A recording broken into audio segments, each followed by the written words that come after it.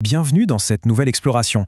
Aujourd'hui, on va plonger dans un voyage, disons-le, assez vertigineux. On ne va pas juste décortiquer de vieux textes ou rester en surface, non.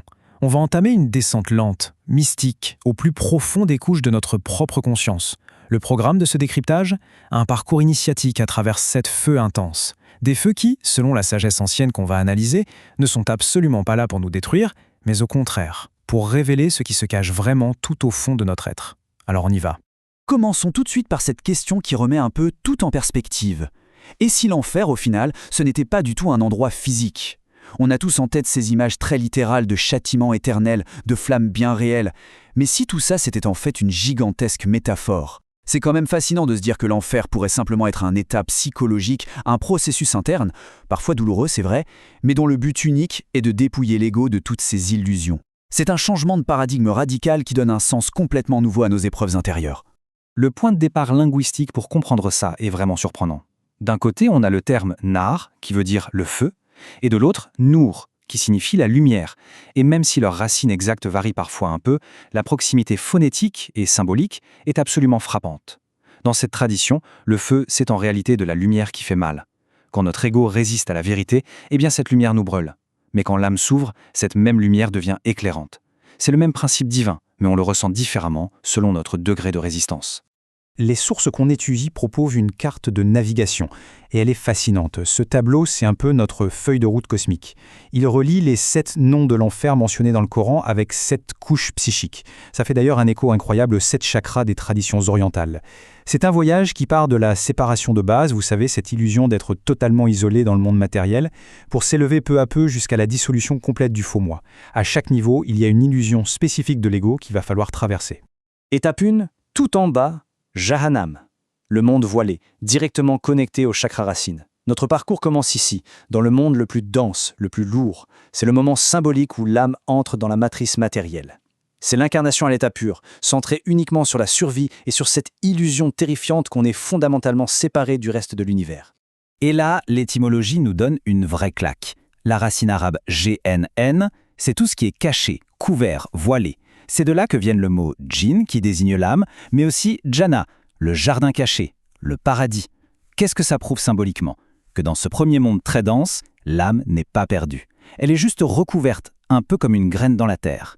Ce fameux sentiment de se sentir perdu ou déconnecté dans notre quotidien matériel, ce n'est rien d'autre que ce voile. Et le premier feu sert justement à en prendre conscience.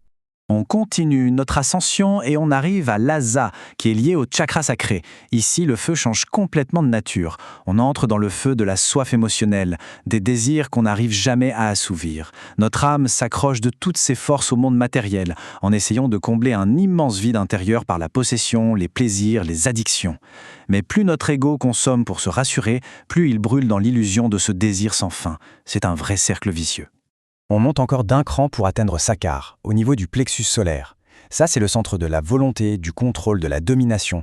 Notre faux moi veut absolument s'affirmer, s'imposer face aux autres. Sakar, c'est un feu qui vient littéralement faire fondre cette fausse identité. Il consume cette volonté de puissance pour nous montrer que notre besoin constant de dominer, eh bien, ce n'est qu'une faiblesse déguisée qui nous empêche d'être vraiment nous-mêmes. 4e étape, Uttama, le chakra du cœur et le brisement.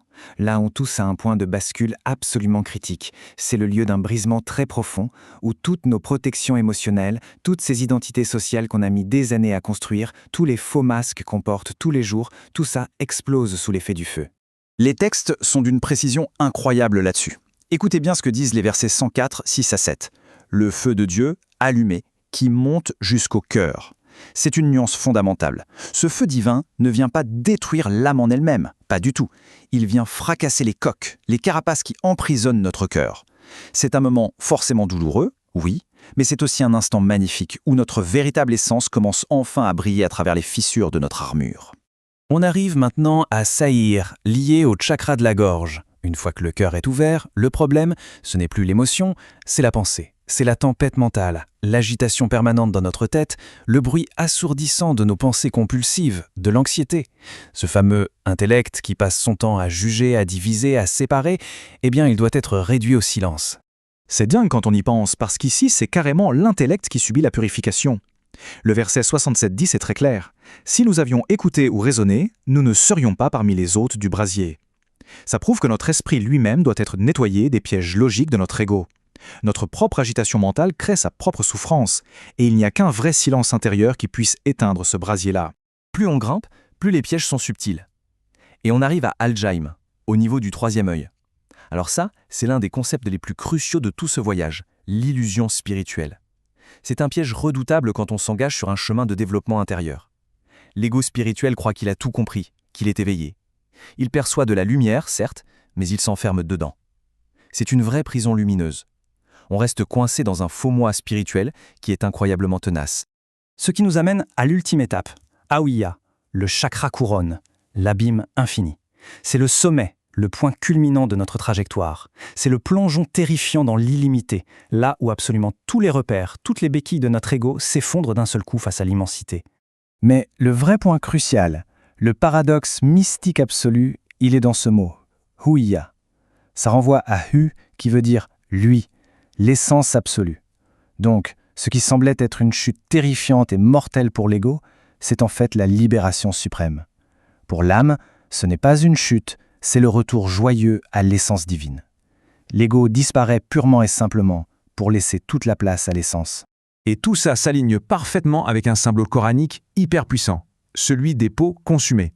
À chaque fois qu'une peau brûle, une nouvelle apparaît, jusqu'à ce que la purification soit totale. Faut s'imaginer ça comme un oignon qu'on épluche. Chaque feu, chaque épreuve vient cramer une identité éphémère, un masque social, un attachement. Couche après couche, l'illusion de la séparation est consumée par la vérité, jusqu'à ce qu'il n'y ait plus rien du tout à brûler. Et c'est comme ça que se termine cette immense ascension intérieure.